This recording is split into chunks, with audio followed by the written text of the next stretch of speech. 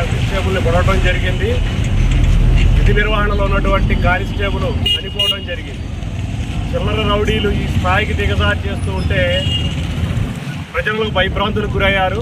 కానీ దానికి సమాధానంగా నిజామాబాద్ పోలీసులు 1-2 రోజుల్లోనే అతను వెతికి పట్టుకోవడం జరిగింది. పట్టుకొని ట్రీట్మెంట్ చేయించే సమయంలో మళ్ళీ ఏదో పిచ్చి పని చేయబోయి పోలీస్ చేతుల్లో హతమవటం అనేది ప్రతి ఒక్కళ్ళం కూడా అభినందిస్తున్న విషయం.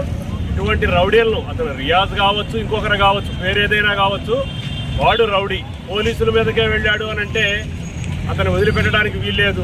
అటువంటి అతనికి తగిన శిక్ష పడిందనిగా మేము భావిస్తూ ఇటువంటి వాళ్ళకి అదేవిధంగా శిక్ష విధించాలని చెప్పి కోరుకుంటూ జై తెలంగాణ పోలీస్, జై జై నిజామాబాద్ పోలీస్.